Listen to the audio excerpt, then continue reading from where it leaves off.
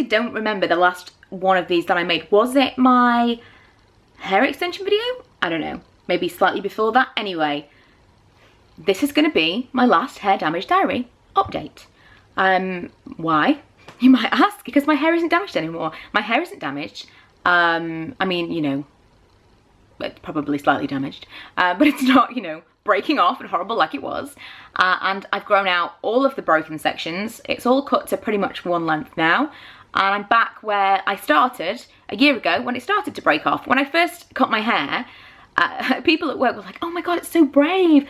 Someone said that to me, and I thought, my hair was like this for about 2 years before it all went horribly wrong and started breaking off and I had extensions and all that stuff. I had my hair in a short bob for almost 2 years, so it's not really a big deal. This is kind of what I wanted to go back to. I may grow it out from this, but I wanted to get it back to all one length as soon as possible because it was driving me nuts. And when I had my last set of hair extensions taken out, all the bottom sections were so thin because she'd layered my hair extensions in, and obviously because there wasn't a lot of hair there because all of the breakage section was on top, there was nothing else I could do. I had to cut it into a bob. But because this is pretty much, I didn't want to really do that until the broken sections were to my chin, which they are now. It's absolutely fine. I'm back where I started. So I thought this is probably as good a time as any to kind of round this all up and bring it to a bit of a conclusion, let you know what were the best things that I tried, what were the worst things that I tried, and maybe for those of you that are finding this, because all along I've kind of thought this is the reason that I'm keeping this hair damage diary, is for someone in however long to find these videos and see how long it took for my hair to get back to normal and what I did. So number one, I intended to use lots of different supplements. I had supplements that you take, like pills. I also had different kind of serums and things you're supposed to put on your scalp. I didn't really keep up with any of those things. I cannot tell you that the health of my hair is attributed to anything that I put on it in that way. One product that I would say did do okay when it was all going really, really horribly wrong and it was snapping off and just awful, was the Redken Extreme range. I really, really liked that shampoo, the treatment and the anti-snap. I found that to be really great when my hair was at its absolute worst. I don't think that things like the Philip Kingsley Elasticizer worked for me. I've tried that many times over the years when I've had really badly damaged hair, and I think that that works for me better when my hair's almost just okay, with a little bit of heat damage and a little bit of colour damage, nothing major, and it always makes my hair feel nicer, whereas when my hair is really, really damaged, I never have found that that's done much at all. So these are a couple of the products that, when people have very damaged hair, come up in the search results when they start looking for, like, what can I do, what can I do? I would say the Redken Extreme, I felt was actually quite beneficial to my hair, but the Philip Kingsley stuff I've used many times over the years, and I've never really felt that I got any kind of successful results from it at all. Coconut oil is fantastic, not only for your hair, but like cuticles, your skin, everything. And in between hair extensions, I would frequently put coconut oil all over my hair and leave it overnight.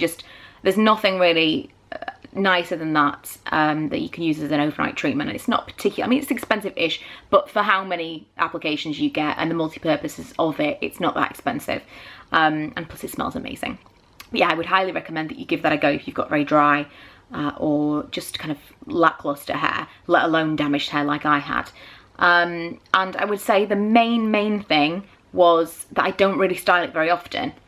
Obviously I've styled it today just for kind of making some videos, but I don't style it very often. Oftentimes I'll leave it to dry naturally and then just put a little bit of something in it, which also works really well when you've got short hair, or at least kind of above shoulder length hair. That kind of textured look is quite on trend right now, and there's a lot of products that you can get that will work with your natural texture if you've got natural texture. If you haven't got natural texture, then chances are your hair is very straight and lots of people envy you. But if you have, then you can work with it and you don't really have to use a lot of heat. So that's another thing. I've very, very rarely over the course of my life used very much heat or styled my hair very much. I'm just very lazy when it comes to that. But colour, apart from the fact that I've put on this temporary colour now, I haven't put any permanent colours or bleach or anything on my hair in almost a year, which is unheard of for me. If, like me, you are a proper colour junkie and you like to change your hair all the time, I would highly recommend checking out very, very temporary colours, whether it be kind of toners. I've got a brown toner in at the moment from a brand called Colour On, and I really like that one. But there are loads of different ones that you can get. You could even get Directions ones and go crazy with like purples and pinks, and I've been there. I really like those, but it's a really good thing to have in for someone who really, really desperately wants to change their hair, but also really desperately wants to stay away from permanent colour and bleach. It still gives you that hit of that change, and you get to see it change back as it fades. It's like a, I don't know, it kind of satisfies that urge in me, and so I would recommend that if you feel the same way that I do, just picking up some kind of temporary colours, and that will probably tide you over while you're really, really trying to be good to your hair. So not colouring my hair has obviously made a big difference. This time last year, people were telling me to cut it all off and dye it dark, and I'm like, no, that's not what I want. It did take me a long time to come around to my natural hair colour, and it was very, very gradual, because when I first had the hair extensions in, they were quite blonde on the ends, and as time progressed and I saw more of my natural colour, I thought, you know what, I actually quite like it the closer to my natural hair colour, and I had to come around to that by myself. Once someone's done something to their hair and people try to suggest things, especially if something terrible has happened to their hair, because my hair was in the worst state. It was all over the place, loads and loads of different levels, short and long. It was just terrible, and you're trying to kind of make the best of it anyway, but it was horrible. The last thing you want is for someone to tell you to do something that you think is going to be really ugly on you. You don't want to cut it off and dye it dark when your hair is blonde. That's not what you want, and it doesn't feel like the answer. And I don't think it was the answer. I don't think dyeing it dark was going to make any difference, but I had to kind of come to that by myself. And as my hair grew out and I became really protective of my natural colour, because it was growing out and I'd taken so long to do that, I really came around to it. And so now, it's taken me a year, guys, but those of you that wanted me to do it, here we go. Practically cut it off and dye it dark. But I'm really happy with it now, and it feels very, very healthy. And I'm going to, I don't know, see what happens to it, grow it out. Let's see. I just kind of wanted to conclude it, I suppose, and tell those of you that have been watching this, I think it was probably August, September time last year that I started making these kind of videos, and it was the end of October that I did this to my hair. And so pretty much a year, a little bit more than a year, it took to grow out those sections. I can't imagine how much worse it would have been if my hair was long, because the way where it was broken, that wouldn't have had anything to do with the length of my hair. It was broken right up here. And if my hair had been like long, I might have been slightly more devastated. Because it was short, I was prepared to go shorter. I was prepared to keep it short whilst it was growing out. But I can only imagine if you guys are watching this looking for kind of inspiration, if your hair was long, I feel so awful for you, because I know that I would have felt worse. That being said, short is very on trend right now. Embrace it.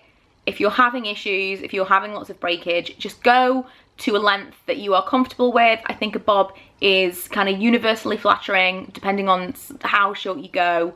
Don't get too many layers. Try and keep it at a length where you can still tie it up and it's a bit more versatile. I mean, as this grows out, I'll be able to do a little bit more with it, but still, I don't think that it's the worst thing in the world if you have to cut your hair because it's breaking. And I also don't think it's the worst thing in the world if your hair is broken off because you've bleached it too much. There are worse things that happen in the world, and it's not the end of the world, and don't let anyone make you feel like you've done something terrible and need to be punished, because some people do like to make you feel like you've done this to yourself. What an awful thing. Like, why do you have to do this to your hair? It's just hair. It is just hair. It really sucks when it all goes wrong, but it is still just hair. And that's kind of what the beauty community is all about. Us talking about these crazy things that we've done, whether it be beauty or hair, and sharing them with a bunch of strangers on the internet. But this is what I'm left with after a year. So that is it. No more damage, no more diaries. I might do some follow-up videos on kind of the products and stuff that I'm using right now. But honestly, looking back, it was really just the Red Ken Extreme that I felt was a really good product. in the period where it was like shedding and breaking off, I felt like that slowed that down. Whether or not it all had to come out eventually anyway, I don't know. But it did make me feel like it was actually helping. Whereas everything else, you know, a lot of shampoos and conditioners basically do exactly the same thing. Oh, and the Pureology shampoo and conditioner, I think it's called Perfect for Platinum. Also a great shampoo and conditioner that did make my hair feel nicer. I don't know whether it did anything to my damage, but the Pureology range was one of the only shampoo and conditioner sets that I've ever used that really did make my hair feel nicer after I'd used it. So that is something as well. And the this is why you should prepare for videos. I haven't got a list and I should. And the Pureology, is it called Beauty Spray? The Colour Fanatic. Fantastic. Really, really nice leave-in conditioner that even now I use and I wouldn't be without, because it's a really, really good one. But like I say, I may do a follow-up where I talk about some products that I'm using right now. I just kind of wanted to put an end to this little series so that if anyone finds this, it has a conclusion. So this is me a year on, and the main thing that I've done is stop dyeing my hair. Haven't dyed my hair in all of that time. I did have 2 sets of extensions. I would say the first set of extensions was, I don't want to say it was better, but it was the ones that I had done at the Russell Eaton salon in Leeds. Yes, Russell Eaton. They were my favourites because when they came out of my hair felt thicker and more healthy. The second set, and I think that this was mostly because she cut so much, she like thinned my hair so much to make them blend, that when my hair extensions came out, my hair was too thin. It was hilariously thin. I couldn't have left it the length that it was. It was maybe to like there, and I couldn't have left it like that because it was so thin. And I think that probably left a bad taste in my mouth, because if I'd been growing my hair out, if my hair had been all one length, I'd have been gutted. So that's only one thing that I would say. I preferred the great lengths ones, just generally. However, the Lucinda ones, they put more in and they looked better. I think if I went back to have more hair extensions, I'd have the great lengths ones. The bonds were smaller as well, and I would have more of them. But yeah, I don't feel like either set of hair extensions ruined my hair or did any kind of damage whatsoever. The only thing is how much they kind of shatter your haircut in order to have them blend with your hair extensions. That's the only thing that I would say. If you are trying to grow out your hair, I don't think hair extensions are a viable thing to do, because in order for them to blend, you're gonna have to have your hair basically thin to the point of when they come out, it's not gonna be great. I think if your hair was probably already quite long, they won't have to do that. But if you have kind of hair to here and then you want really, really long hair, I would imagine that's what they're gonna do. Don't quote me, but that's my experience. So that's the only thing that I would say. I wouldn't have hair extensions whilst I was waiting for my hair to grow.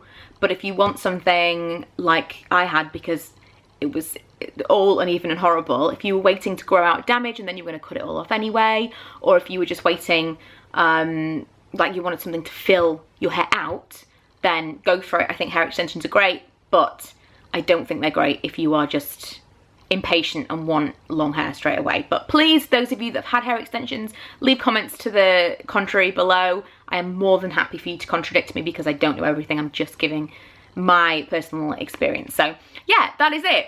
That's everything. That's everything that happened to me in the last year, hair-wise, and it's all back to normal, so we can start talking about something else now. If you guys would like me to do that follow-up video about products I'm using, let me know. And thank you for following me along this journey. And I can't believe it's finally over, but it is. And I will see you guys next week with another video.